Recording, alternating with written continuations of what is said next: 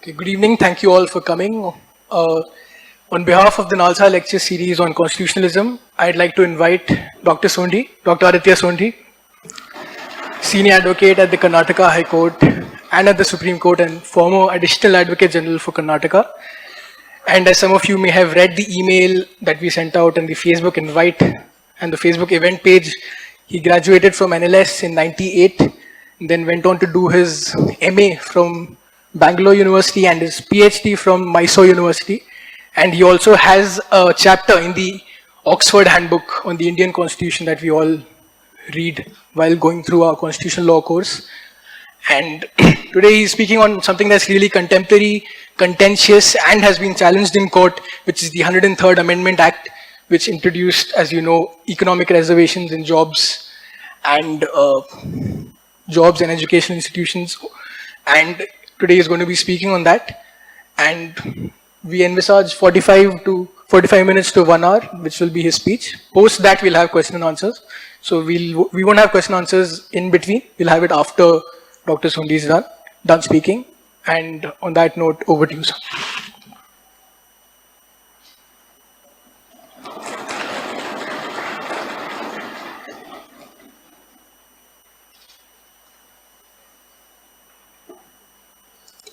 Thank you, Siddharth. And it's good to be back at Nalsar, my second visit here. It's also good to be with you on Ugadi. My wishes to you for a happy and prosperous Ugadi. If anyone was working in Bangalore on Ugadi, we'd call them an Entu cutlet. I'm not sure what the equivalent in Hyderabad is.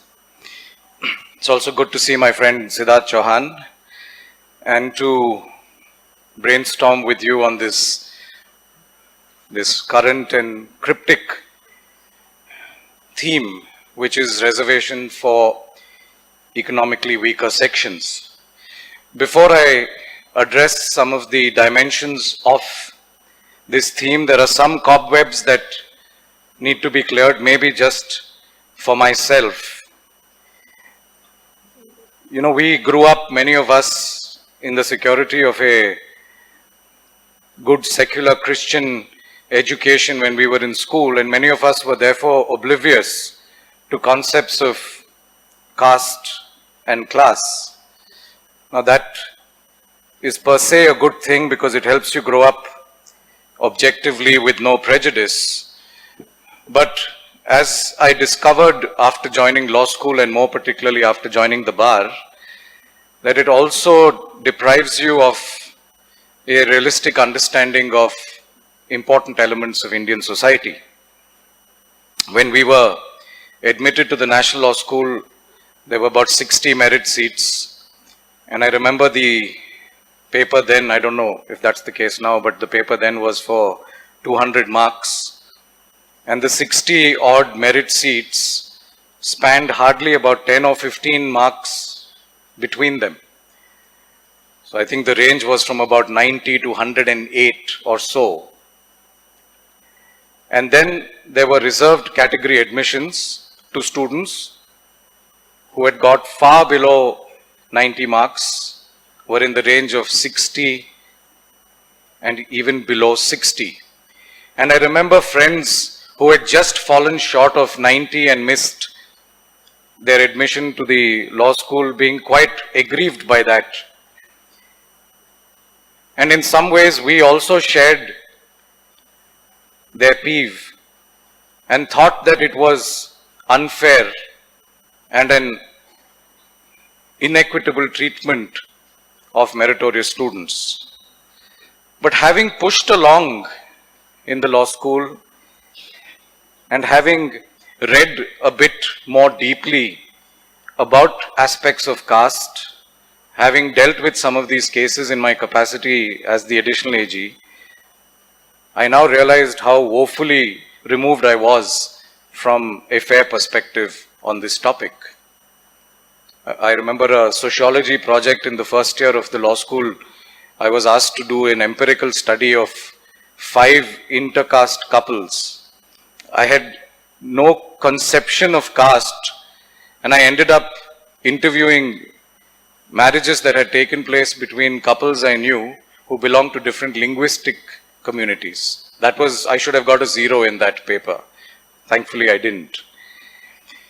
But it's from that complete lack of understanding and perspective that I think reading Ambedkar, reading Daya Pawar, reading Namdev Dhasal, watching Anand Patwardhan's very compelling film, Jai Bhim, and a great deal of such literature which brings to the fore generational inequities that have been perpetuated in our society against certain communities for no good reason.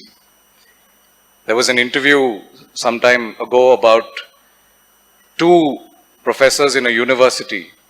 One claimed that he belonged to 4 generations of scholars, and the other confessed to belonging to 4 generations of manual scavengers.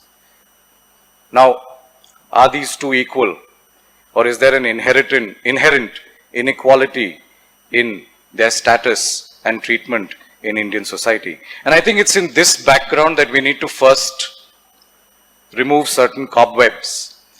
The incorrect perception that some of us might have had in the law school that reservation and equality don't sit together, I think is a matter of the past. The Indian Constitution assures equality before the law and equal treatment of the law. It assures rights against discrimination based on caste, but equally it provides for special provisions to be made for scheduled castes, for scheduled tribes, and what we loosely call other backward classes.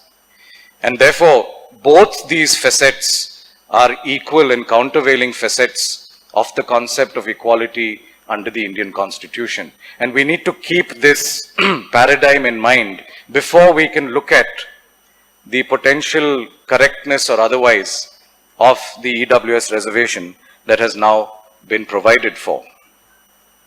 Now, I don't have time enough to take you through the trajectory of cases on reservation per se, because it's a long drawn history of very complex judgments, at times differing judgments on this aspect, all the way from Thomas to Balaji to Indra Sani to Nagraj to Thakur to Jarnail Singh and a whole bunch of judgments on the way.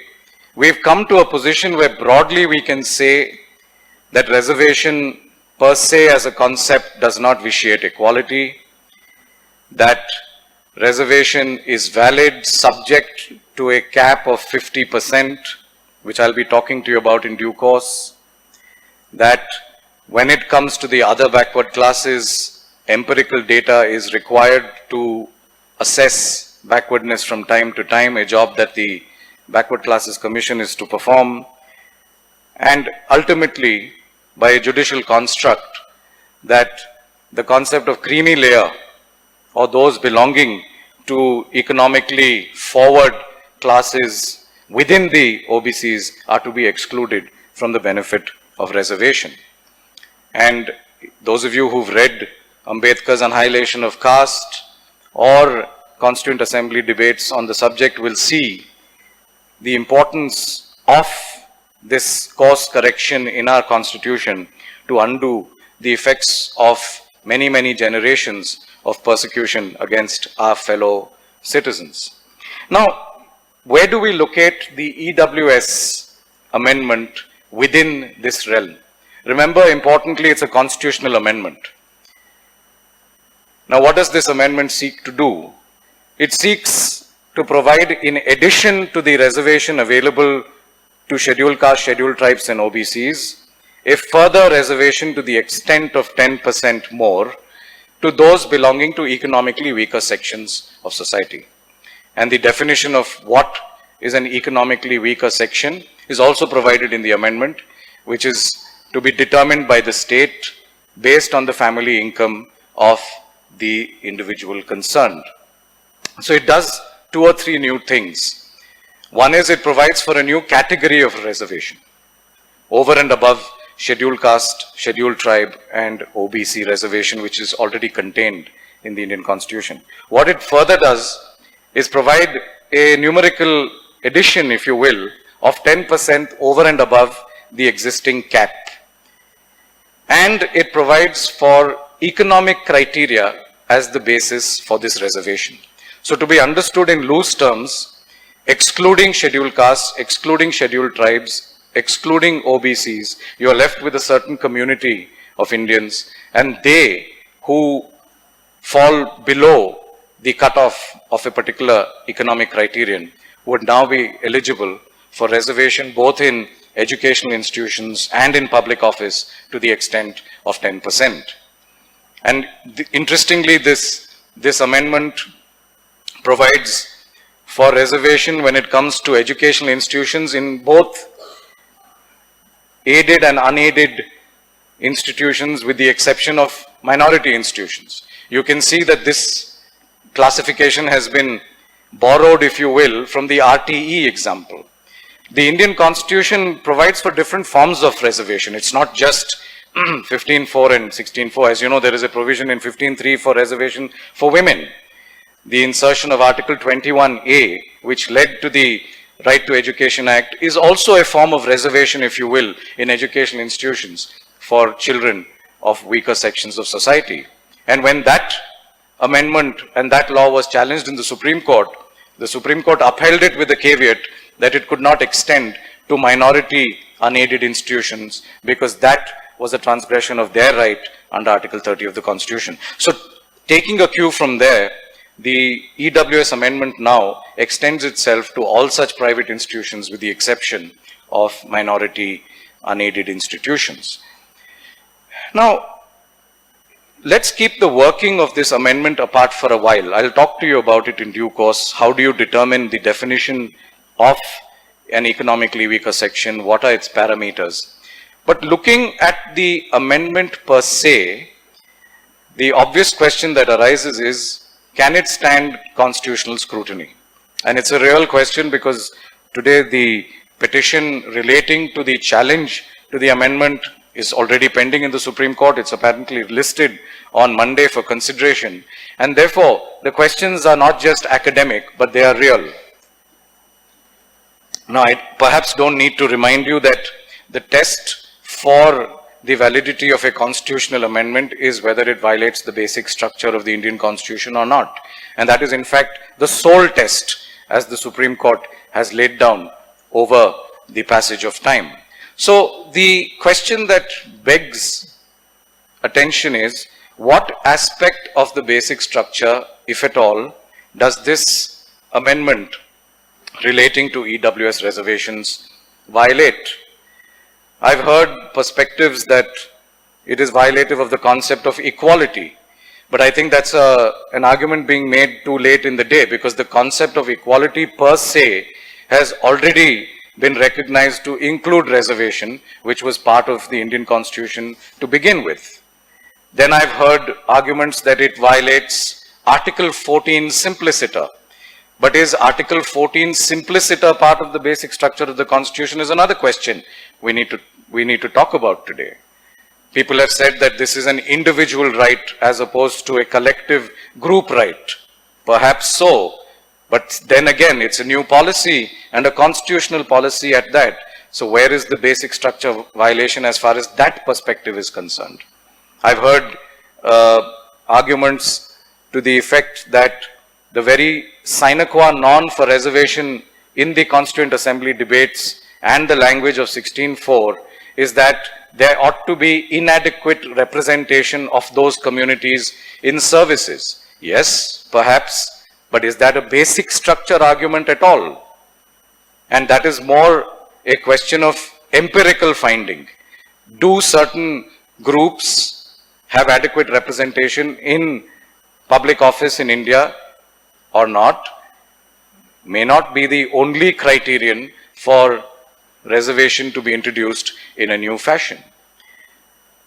And remember also that Constituent Assembly debates may be an important and external tool for interpretation of the Constitution, no doubt, but they are certainly not binding, and nor are they such that they can determine the relevance or the applicability of the Constitution in the socio-political times that we live in today. So keeping some of these aspects in mind, to me, prima facie, this amendment may not violate any basic structure facet of the Indian Constitution. I've heard again and again an argument that the 50% rule laid down in Indira Sani is a hard and fast prescription, and any violation of that 50% cap by itself makes the amendment unconstitutional. I thought about that. And in fact, I went back to Indira Sani to look at that particular prescription. And two or three things stand out. Firstly, the Constitution itself does not prescribe this 50% cap. Let's be clear on that. There is a sort of a faux pas if you look at Article 16(4)(b), which was inserted in the context of promotions, which refers to the carryover or carry forward of promotions were not filled in a particular year, and its connection to the 50% rule. It's a sort of a tacit acknowledgement by Parliament that after the enactment of the Indian Constitution, this 50% doctrine has emerged through judge-made law. But the fact remains, firstly, that it's not part of the Constitution as such. Secondly, Indira Sani's case was never a case relating to the validity of a constitutional amendment. What was in question there was statutory provisions and notifications providing for amendment in the states. Thirdly, Indira Sani's case by itself acknowledged that there could be exceptions in cases to this 50% rule. If you read that judgment closely enough, you will find paragraphs where the Supreme Court leaves it to the discretion of Parliament by saying that there could be certain areas, meaning territorial areas in the country, that require you to bend this 50% rule. If you look at all of this, then it makes me wonder whether this 50% doctrine could be treated as non-negotiable and forming part of the basic structure so as to justify a striking down of this amendment. Keep in mind also, importantly, that the later judgment in Nagraj, where the Supreme Court was indeed dealing with a constitutional amendment in the context of promotions, and in that judgment the Supreme Court did say that the 50% requirement is an inherent part of the apparatus of equality as contained in the Constitution. But there again, as I said, it was said in a particular context. Nagraj has been slightly diluted in a later judgment, which is Jarnail Singh, where the Supreme Court has said that the requirement of empirical data to be collected in the context of scheduled castes and scheduled tribes is not a correct finding of the court. And therefore, net, we arrive at a premise where the Supreme Court, no doubt, more than once, has referred to a 50% cutoff. But in my opinion, by the existing standards of interpretation, that 50% cutoff really cannot be extended to mean its equivalence to the basic structure of the Constitution.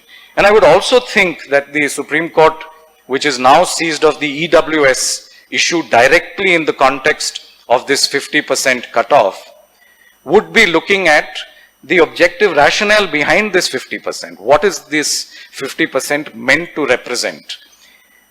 It's a rough and ready cutoff to say that you may provide for the upliftment of certain communities in your society, but if you tip over the 50% bar, you're indirectly affecting the rights of the other majority who have a claim on merit.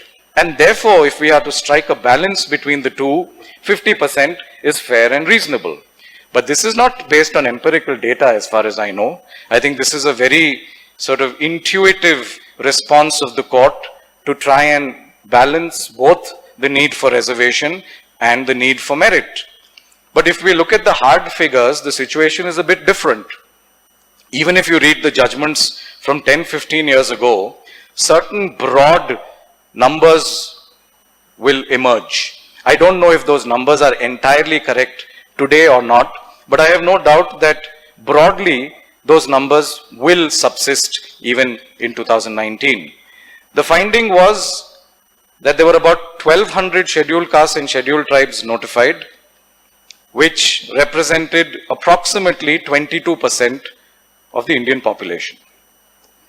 Then there was a finding that the other backward classes, and as you know, the other backward classes are meant to be the classes that constitute socially and educationally backward communities, not necessarily caste-based. Those backward classes are meant to represent about 52%.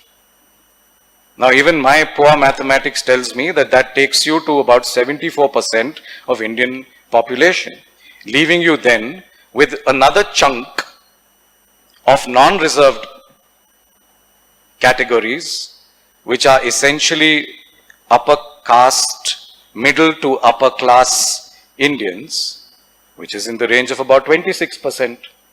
How then does the 50% cutoff make this an inherent part of equality? I had deliberately told Siddharth that I want the topic to look at the dimensions of this EWS amendment, because it's very hard to say, if one looks at judgments over the years in black and white, whether it's valid or not. And as you know, even benches in the Supreme Court differ and dissent from one another. And therefore, I think the jury is out on many of these aspects. But the fact remains that this 50% doctrine also perhaps needs to be relooked at. You know that treating unequals equally is also discrimination. That also flies in the face of equality. Then is this 50% cutoff a realistic assessment of merit and a realistic empirical cutoff considering the socio-political realities of Indian society? And I think that is a question I hope that the Supreme Court would revisit while considering the question of the validity of the EWS. As you know, in Tamil Nadu, reservations have tipped over 50% quite some time back. They go up to 69%. And that challenge is still pending in the Supreme Court. In fact, that is a pre-103rd Amendment scenario. If anything, those amendments and those provisions would find it more difficult to sustain themselves in light of what has been said in Indrasani and Nagraj. But I think when there is a special provision made in the Constitution as a policy decision to introduce a reservation in both education and in public office for the upliftment of economically weaker strata, per se, that may not violate a basic structure facet of the Constitution of India. Remember that this is a policy decision being made by the state. I will be coming to the manner in which this decision was made, which actually makes me far more uncomfortable than the actual content of the amendment. We'll talk about that as well. But as a policy decision, and as I said to you earlier, reservations in India don't stop with scheduled caste, scheduled tribe, OBC reservations. They extend to the right to education, they extend to women. And going forward, perhaps and hopefully, they could extend even to other communities, right? You could have reservations, and you do have reservations in municipal offices for those with physical disability. You may have LGBT reservations going forward. You may have reservations based on a number of other criteria. And these criteria take into account social discrimination by the state and by society over generations of our existence. And if that course correction is to happen, that course correction can only happen through the Constitution. Can you and I then have a moral issue with it to say, why are you providing reservation for category X or Y or Z, unless of course you're able to show a basic structure impingement as a result of that exercise. And this exercise can be done and has been done internationally as well. There are a number of communities worldwide that have suffered similar, if not identical, persecution at the hands of a powerful majority. Now, some of those countries may or may not have addressed it adequately through constitutional amendment, but there's no denying from a sociological perspective that communities cry out for that protection. They could be colored people in Africa, they could be aboriginals in Australia and New Zealand. They could be Shias in Sunni majority countries in the Gulf, right? They could be Ulster Protestant minorities in Northern Ireland. And there are a huge chunk of such diaspora worldwide who actually conceptually belong to the same category as those that the Indian Constitution tries to protect. You're also aware, and this is important, that the Supreme Court laid down a test of creamy layer, right? This was the Indira Sahni judgment. And in essence, the creamy layer test says that as far as other backward classes are concerned, since their reservation is based purely on social and educational backwardness, the moment you can show that these communities have progressed economically, it would be safe to assume that they have also progressed socially and educationally. I don't know from a scholar's perspective if that presumption is right or not. Frankly, I don't know. That requires some kind of grassroots empirical data collection. But there is a certain logic to it to say that if you're trying to correct socio-educational backwardness and you then have groups that have advanced well enough economically, then they should be excluded from the realm of reservation so that other and more deserving categories get the benefit. Now that cutoff, as you know, is today 8 lakhs per annum, and any family with the income of rupees 8 lakhs plus per annum is deemed to be part of the creamy layer with certain other criteria with respect to land holding and so on. Now, what is the converse of the creamy layer? If there is a creamy layer that exists in society vis-a-vis the other backward classes, and we're looking at it as a glass, you have a creamy layer, you have the rest of the liquid in the glass, then you also, I'm afraid, have a sediment that has settled to the bottom. And if your concept of equality is remove the creamy layer, that by itself does not equalize the rest of the content of that glass. And that can only be equalized if you're in a position then to mix. When I say mix, I mean positively include that sediment, for the want of a better word, that has remained outside the benefits of the Indian economy, the Indian polity, and Indian society. If that test is based on economic backwardness, then so be it.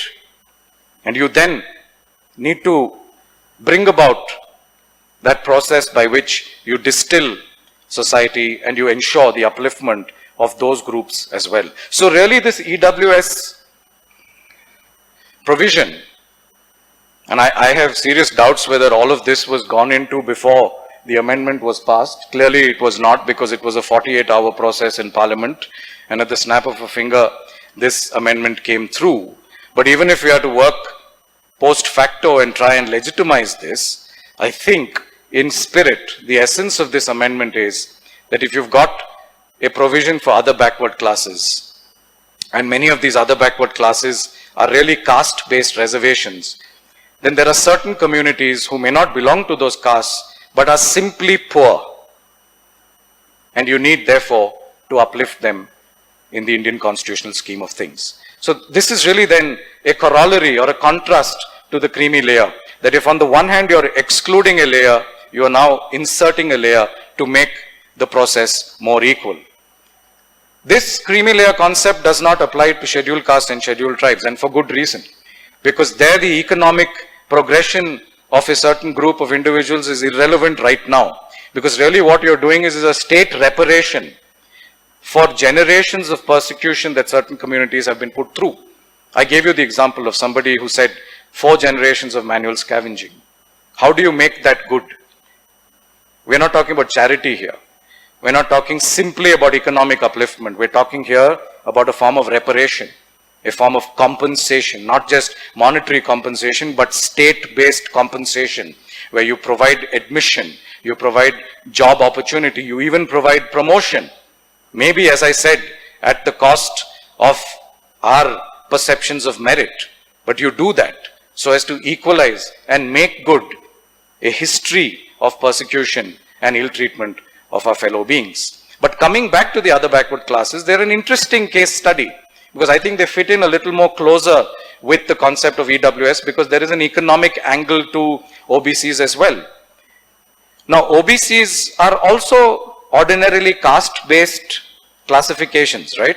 How do you determine? If you look at the list of OBCs in Karnataka, it's a long list of a few hundred classes. Of course, you don't say castes, but what are those classes? How do you define those groups? You define them essentially based on caste. They may not be scheduled caste. In fact, they cannot be scheduled caste. They cannot be scheduled tribe, but there may be other castes who are socially and educationally backward. They become the OBCs. And it's very interesting. In Karnataka, you have classifications such as Muslims being OBCs with the exclusion of certain subgroups. Now, I know in Islam, the concept of caste is probably extraneous. And therefore, in Karnataka at least, I don't know if that's the case in other states, Muslims are recognized as OBCs, but with an exception that certain subsects of the Muslim community are excluded. Those subsects are the Bora Muslims, the Kachi Memons, and so on. These are deemed to be subsects of Muslim communities, Muslim groups in Karnataka who are deemed to be financially well off. The creamy layer, if you will. They are presumed en masse to be a creamy layer. They are excluded. You have a provision for converts from scheduled castes to Christianity. They are treated as OBCs. Right? So the real exclusion thus far from the gamut of reservation, as I said earlier, was upper caste, middle to upper class individuals. In fact, you will find many of the groups referred in the list of OBCs are actually forward communities. They're wealthy land holding communities. This is true across India. The Jats are a powerful group. They were in fact included as an OBC group, but then struck down by the Supreme Court. In 9 states of India, there was a provision that Jats be included as an OBC. In fact, I believe at their own representation. But then the Supreme Court found that unlike a scheduled caste or a scheduled tribe, the empirical data, the findings of the National Commission for Backward Classes stared in the face of making such groups backward classes. And therefore, they continued to be denied the benefit of reservation.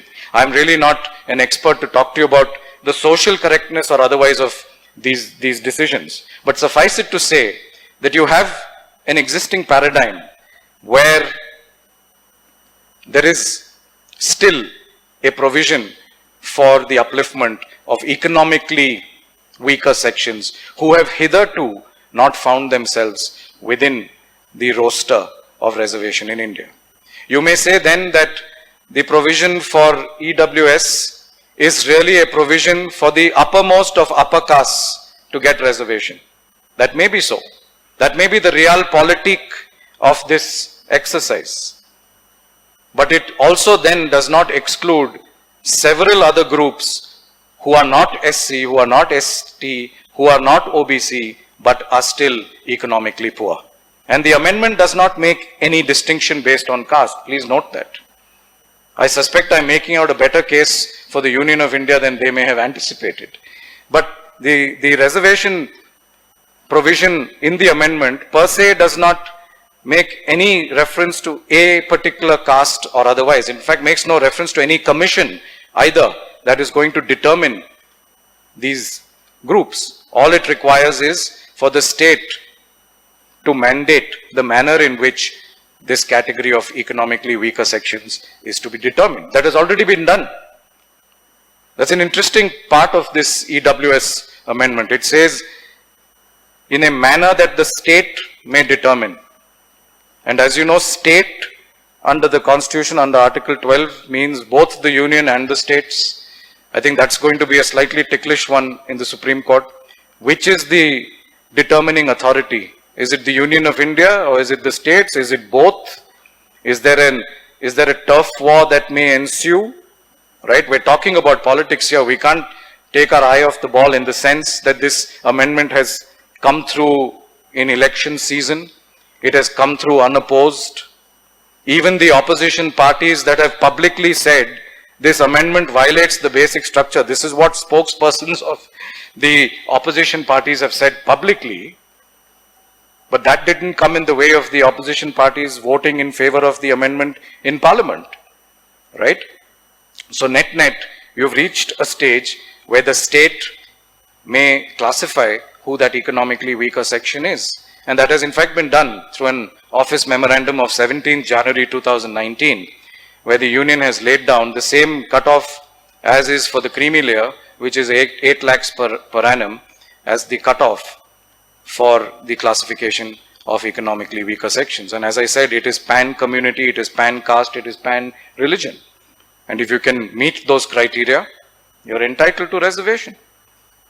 The Constitution of India was amended to provide for reservation in North Karnataka. Some of you may be aware, Article 371J was inserted. It followed an example from Andhra, where certain extremely backward districts of the state required upliftment. That's also reservation. That is reservation based on territory. In fact, I had the pleasure of defending those actions on behalf of the state when there were challenges mounted in the administrative tribunals and in the High Court in Karnataka against those. It's a very interesting case study, that if you hail from a particular region which is deemed to be backward, that backwardness may be because of drought, it may be because of sheer educational economic backwardness, but if you do hail from there, then you have a benefit of reservation. The percentage varies on whether you're within that region or you're working outside it, but the fact is you're being pushed up. That is reservation. You may say that this 8 lakh cutoff is not objective enough. That's fine. That is a challenge to the OM. That is a challenge to the action, the subordinate action of the executive. That does not vitiate the constitutional validity per se. Right?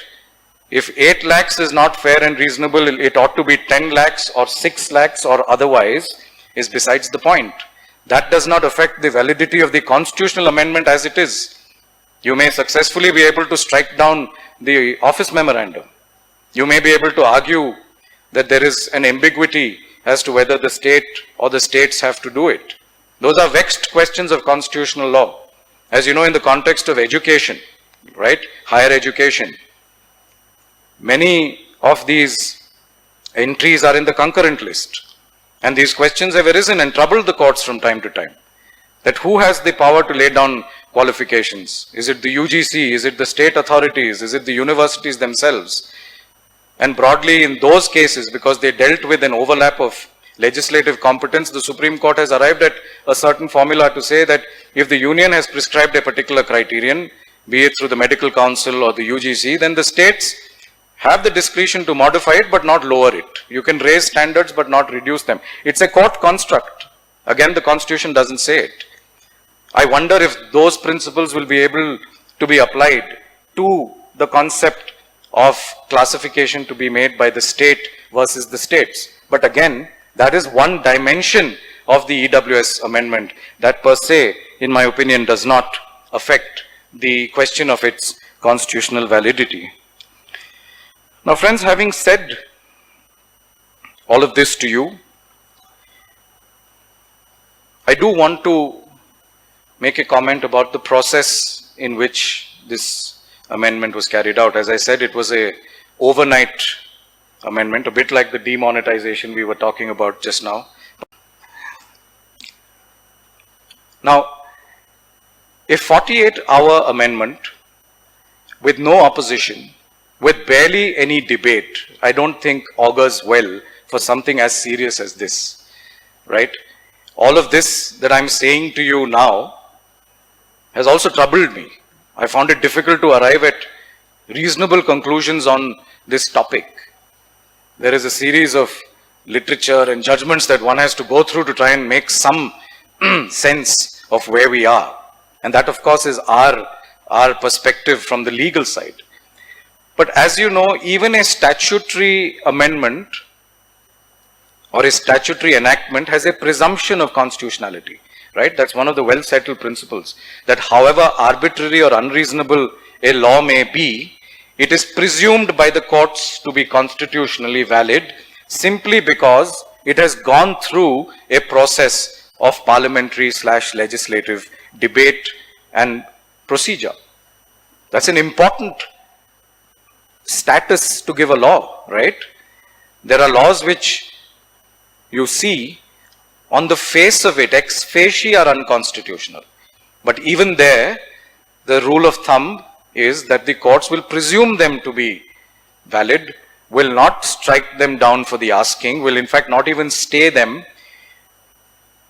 and only pass considered judgment after hearing the union or the states concerned. If that is the level to which we are elevating this exercise of parliamentary enactment, and we're dealing here not with statute but with a constitutional amendment, then I wonder whether this presumption should really apply. I haven't found any white paper or parliamentary subcommittee discussions or quality debate. We keep going back to Constituent Assembly debates from 70 odd years ago, which in a way is to the credit of the Constituent Assembly, that a lot of things those individuals foresaw back then are still relevant and help you understand and assess the Indian Constitution. You don't see that now. Please show me quality material based on which you and I or a lay person can analyze and assess why this amendment was brought. I realize that that may not be a ground. Motives behind a law, as we all know, are not a ground to strike down the law if it is otherwise constitutionally valid. You can't have a ground in the Supreme Court saying there was only 48 hours of debate, that this has been introduced in an election year, that this is politicking, this is vote bank politics. The Supreme Court will laugh you out, saying we don't need political speeches, right? But I do think that if we're talking not just about the legal correctness or otherwise, but we're talking about the many nuances of this amendment, this is an important question to be discussed. I was part of a panel a couple of months ago where 4 or 5 significant constitutional amendments and statutory legislations were being discussed in the context of exactly this, which is parliamentary morality, if you will, in the method of passing those enactments. I was speaking on the Citizens Amendment Charter. And if you look at that Citizens Amendment law, it has sweeping and far-reaching ramifications on our citizenry. It suddenly elevates certain categories to a status they never enjoyed. It excludes others. It has serious ramifications on their rights, on their status, on their socio-economic well-being. People had committed suicide when their names did not appear in the first draft of the register because they felt they didn't belong here. This is real stuff. And does not this sort of amendment, this sort of, when I say this sort, I don't mean only the EWS, but I mean any amendment which impacts large sections of society, do they not deserve a far greater reflection? And I'm not saying this in the context of party A or party B, but because, as you know, this passed muster. Everyone was happy with it. Perhaps everyone was happy with it from a vote bank perspective. I showed you the dichotomy. Spokespersons on television felt it's unconstitutional, but within the House were happy to vote for it. How do you reconcile this?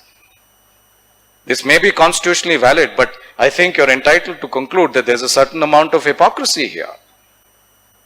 And unless we pay a greater deal of attention to these aspects, I'm afraid that the end result is going to be that every such action conceived of, maybe conceived of and thought of privately, but certainly not debated or discussed publicly, is simply going to shift from Parliament to the Supreme Court. And then you're going to have 5 judges or 7 judges or 13 judges of the Supreme Court entering into these vexed questions of legality, of economy, of polity, of society, and deciding questions related thereto. And I want to therefore, in the concluding part of my lecture today, spend some time talking to you about the role of the Indian Supreme Court and the role of judicial review when it comes to looking at amendments to the Constitution in the context of basic structure. This is extremely important for you. It's the elephant in the room.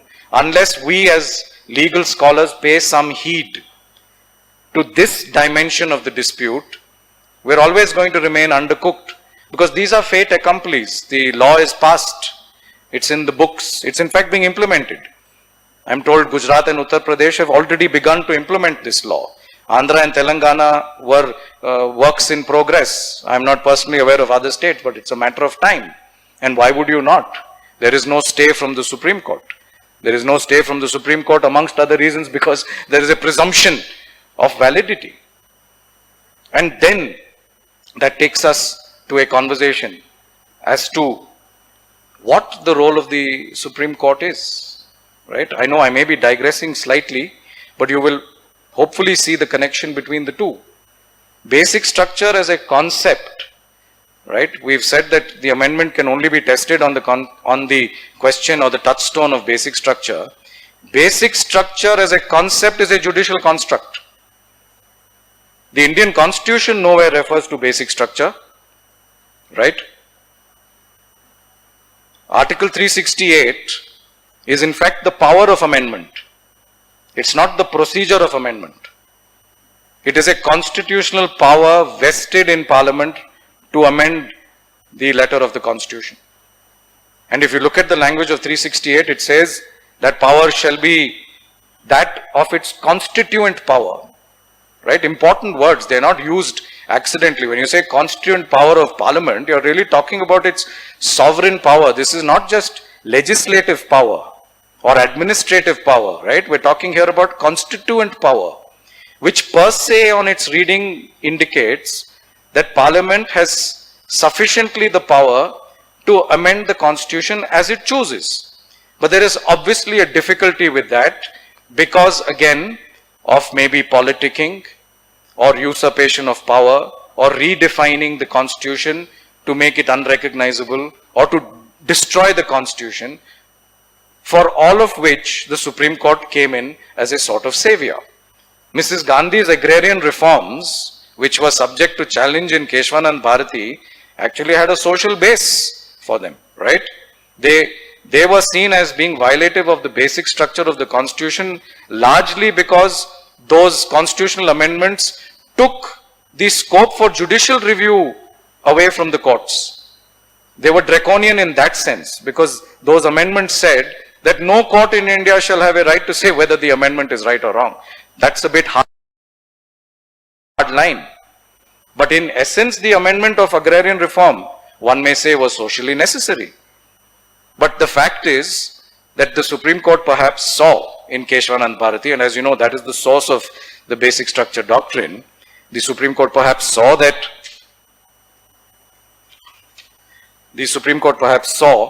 that could be prone to a serious amount of abuse going forward, where this power to amend could literally mean the power to destroy the Constitution.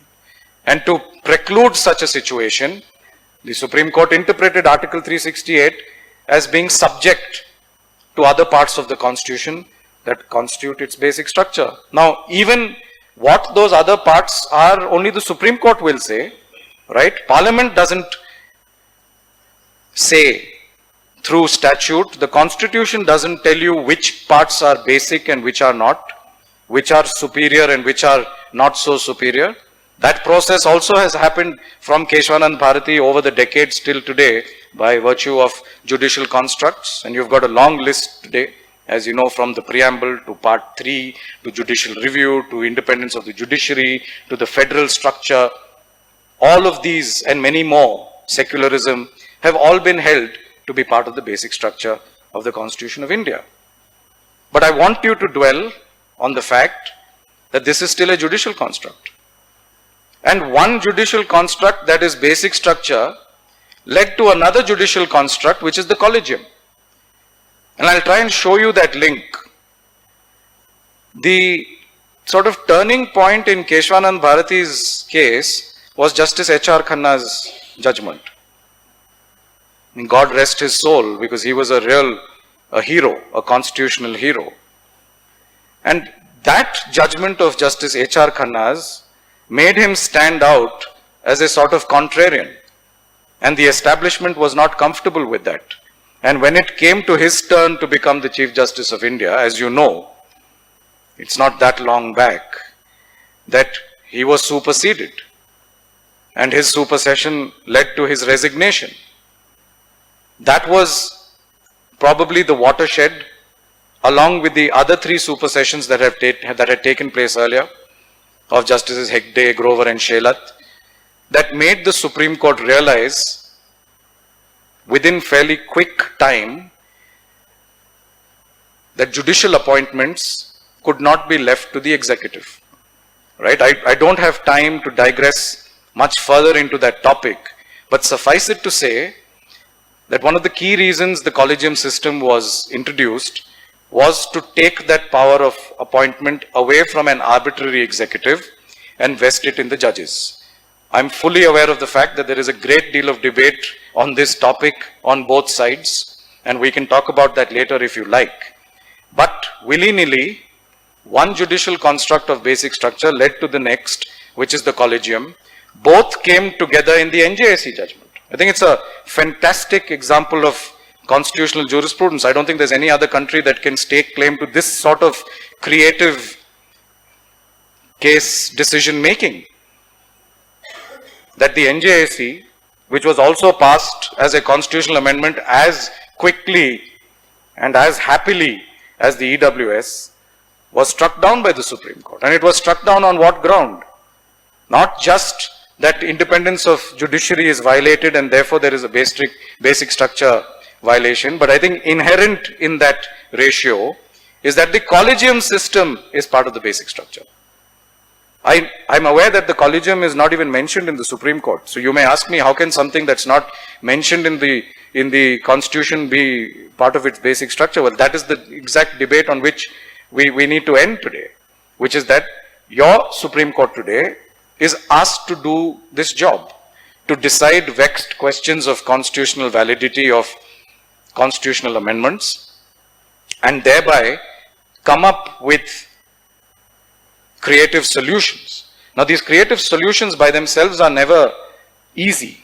If you look at the trajectory of Supreme Court judgments relating to reservation over the last, say, 3 decades, you will find many judicial constructs. You saw the creamy layer, you saw the 50%, then there's something called the carry forward rule, which is if promotions don't take place in year 1, you're entitled to carry them forward. You have the catch up rule, where two equally placed promotees may result in the disadvantage of one and the other is given the right of catch up. There is a migration rule. Now, none of this is really within the Constitution per se. There is a migration rule where maybe a reserved candidate writes an exam, say the UPSC, as a merit candidate and gets admission. Does that count in merit or does it count in reserved? There are no easy answers to these questions. I myself have, in the process of the limited role that I played arguing for the state, seen many such issues come up. I already told you the 69% issue is still pending. There are issues pending with regard to deletion of scheduled castes. Does the power of reservation include the power then to delete certain communities from the benefit of reservation? On what yardstick do you do that? How do you deal with the question as to roster points? These are vexed problems in reservation.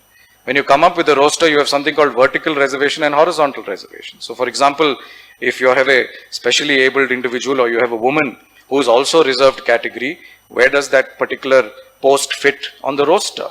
Does it lead to an increase of 50% or how do you contain it within 50%? Then you come up with horizontal reservation within a vertical graph. These are not easy concepts, and these are concepts that have troubled the Supreme Court over the years. You will find judgments on both sides.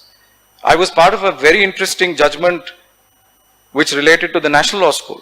This may have some resonance with you because the National Law School of India was making appointments or rather admissions to the undergraduate course to students from the scheduled caste groups from outside Karnataka. And this was challenged by a student who was a scheduled caste student notified for the state of Karnataka. And one of the questions that arose there for the court, in fact, the question was, does the President's order under Article 341 confine itself to castes within the state, or can it be pan-India? And the answer in that case, in National Law School's case, was that maybe the National Law School is called the National Law School, but it is a state university. It is established under a state enactment. And unless it is a national level university or a national university of academic excellence and notified as such by the union, it continues to be state specific. And if it is state specific, even its reservations must follow only those groups that are notified or classified as scheduled castes for the state of Karnataka. These are also matters that the courts have to decide. I believe even till today, the National Law School is following its former policy. There is an appeal pending in the High Court, but that judgment, which follows Mari Chandrasekhar and 2-3 other judgments of the Supreme Court, is crystal clear. And please see, these are not just academic questions. These have a real impact on individuals. A university may say that it has discharged its obligation by providing reservation. But if you have provided reservation to the wrong category, then there is an inherent inequity there. And who's going to bell that cat?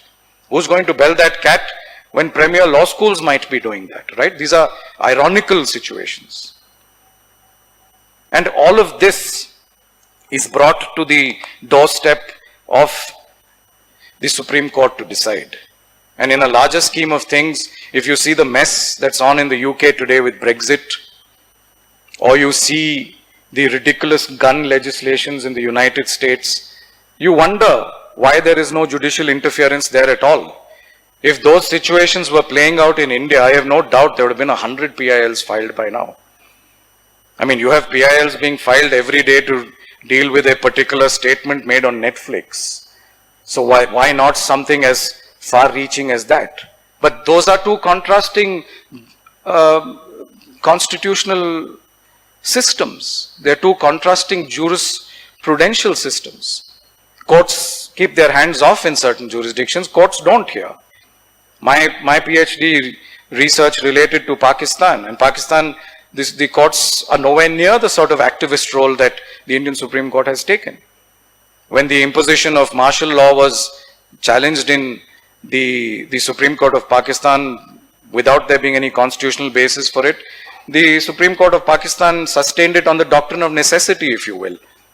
Again, a judicial construct.